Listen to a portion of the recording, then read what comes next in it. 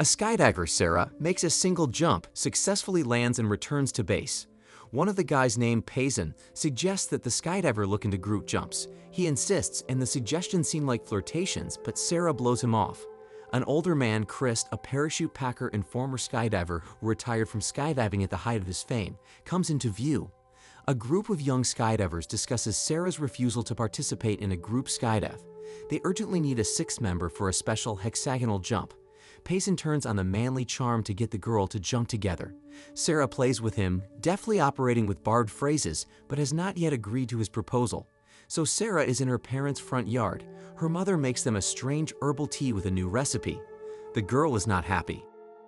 The mother struggles to spell out that she's happy to have her daughter home, but it's clearly evident that they have a complicated relationship with each other, which is why her daughter has been away from her family home for a long time. The woman jumps to the subject of Sarah's bouncing around and her worries about her daughter not staying anywhere for long and not being able to make friends. Sarah announces the evening's invitation, and the mother insists that Sarah is on a high canyon cliff.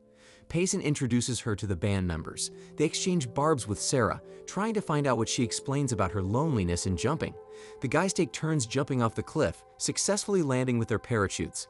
They're not thrilled with Payson's idea of doing a hexagonal figure in the air, especially since they don't trust the new girl. One of the friends voices his misgivings about the hexagonal idea, citing bad stories about it. Payson reassures him of his complete control over the situation. The guy shares with Sarah his dream of a six-person jump called Hex. He makes the point that this type of jump requires talented skydivers. After such words, Sarah can't resist and says goodbye to him until tomorrow morning, jumping off a cliff with a parachute. A satisfied guy jumps last. The team at the base packs their parachutes for the jump. One of the guys casually stipulates that the six-man jump is called Hex because a couple of people who tried it died. The other of them objects that these are tall tales. Sarah gets over this information, but the other girl kind of teases about it. Payson shows the team a mock-up of human parachutists who are combined in a six jump with the ability to move and show visually the movement of the figures. Eventually, the team, in its entirety, is up in the airplane, ready to jump. They exchange final pleasantries. One of the girls expresses misgivings about Sarah's position in the future figure relative to the other participants. Payson's friend notices that his altimeter is jammed, but the guy doesn't see the problem. The green signal light comes on.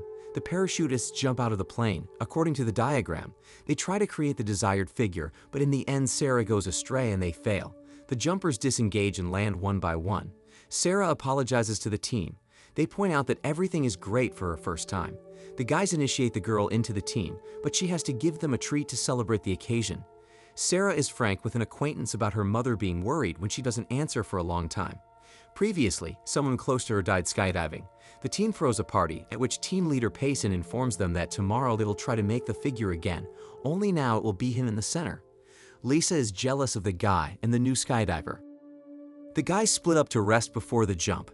Sarah notices the parachute packer sitting there and offers him a beer. A brief conversation ensues between them about Hex. Early in the morning, a team of skydivers is in great spirits, ready to jump. They board the plane, where the dispatcher informs them that they will climb to a high altitude. In the team, each new girl is asked to show her naked chest to the pilot to get him to agree to a higher altitude. The new girl Ingrid agrees and the pilot takes the plane higher. The first two people jump in pairs. The team then tries again to line up in the desired figure, this time successfully. Payson disappears immediately after completing the figure, but does not land with the others. The guys set off in their cars in search of the group leader. Talk of nightmares about professional skydiving only adds to the atmosphere. The search for Payson is unsuccessful. A policeman talks to the girl. He shows her the video of the jump, but they don't show the missing Payson. Sarah is haunted by memories of the little girl. One of the friends wakes up after drinking a lot of alcohol to go to the front room. Outside, he is haunted by the ghost of a bloody Payson.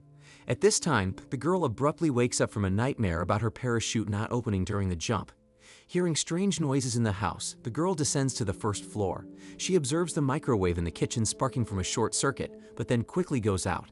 Sarah warily walks around the room, looking around fearfully. She sees a bloody Payson knocking on the transparent door and asks to be let in. The girl rushes to the door, but no one is there. Lisa doesn't believe Sarah's account of the night's incident. Wade shows Lisa the altimeter of the missing guy he found under a tree at night. She refuses to jump. The guys wonder why Evan keeps quiet. The guy seems to suspect something supernatural. The team decides to take another jump. Evan regrets that they tried the cursed figure. This time the guys jump out one at a time. Sarah jumps out last. The girl notices that strange things are happening to Evan in the air. She rushes to his aid, releasing his parachute. After landing, she rushes to him but doesn't have time to pick him up. He appears to be dead. Sarah calls out for help. At the same second she sees a bloody Payson in him, she bounces away in fear. The paratroopers at the base talk about Evan's death. They are amazed that at such a young age, cardiac arrest is possible, as the medics determine. Chad is visiting a girl. Looking at pictures of her father, they reminisce about his athletic accomplishments as a skydiver. From the conversation, it becomes clear why her mother is so cold toward her daughter. The couple kiss, after which they make love. Afterwards, the couple philosophizes about friendship, life, and death. Night falls. Sarah hears the boy's voice in her house again and follows him down the stairs. The voice demands to open the door as soon as possible.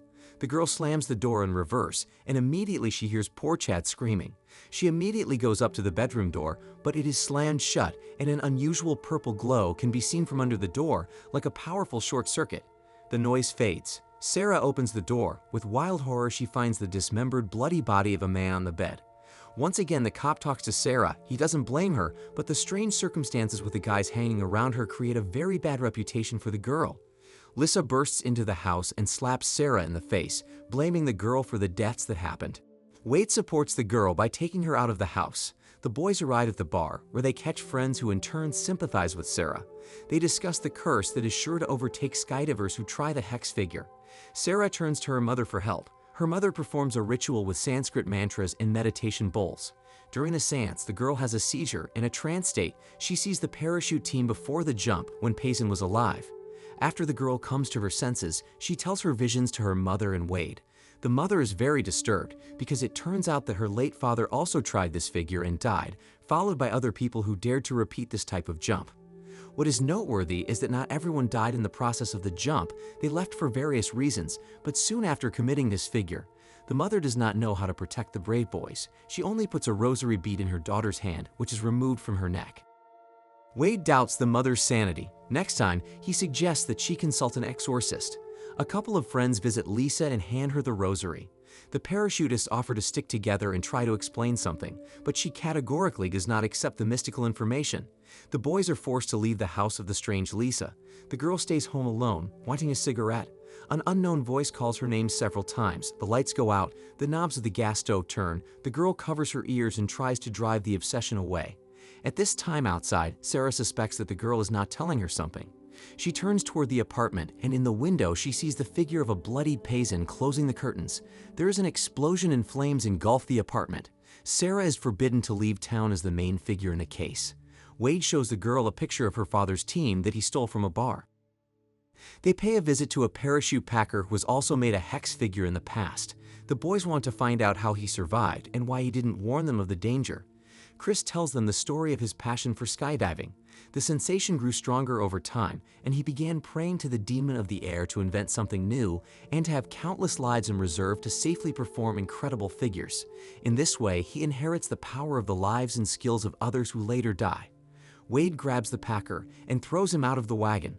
Lying on the ground, Chris, the guy, punches him in the face several times with his fist. Sarah pulls him away, and the conversation continues. Chris informs him that the force is no longer working and he's lost all chance, so he's given up jumping. Wade grabs a shotgun and wants to shoot the man, but Sarah prevents it. She certainly wants to know if her father is dead because of Chris and how the curse can be stopped. Buddy doesn't trust him. He runs out of patience and shoots. Under Chris's gaze, the gun goes off in the opposite direction, into Wade's head. Sarah is crying sitting on the ground. The man takes her by the shoulders and speaks Payson's phrase, which shocks the girl. She has visions of the plane again. Chris informs Sarah that time is running out, for she is between the realization of impending death and death itself, and this can stretch over time. To help the girl, he needs a Payson altimeter, which she keeps in her possession. Sarah jumps into the car and rushes as fast as she can to meet the pilot. On the way, she is haunted by visions of events happening on the plane. Sarah persuades the pilot to fly faster so that she can jump. She has a Payson altimeter on her arm, which jams again. The plane shakes. Sarah looks into the cockpit, but the pilot is already dead. In the back of the plane, she sees Payson, who urges the girl to jump as quickly as possible. She barely manages to jump out, but the parachute strings get tangled and don't open all the way, just like in a nightmare. She barely manages to open the reserve parachute. She successfully lands, sobbing as she sits on the ground. A Payson figure appears above her, wearing the same costume as during the jump. The girl pounces on him with recriminations, but he repeats the same phrase about wandering between awareness of death and death itself. In the next shot, it becomes clear that the girl is dead. Payson removes his altimeter from her hand and heads toward the approaching car. Chris gets out of it. Payson recounts his admiration for the last expression on Sarah's face. Packer calls him a sadist and refers to him by the name of the celestial demon Lanitru. He is the devil he has been praying to. Satisfied, the guys drive away in a car with God of Heaven written on the license plates.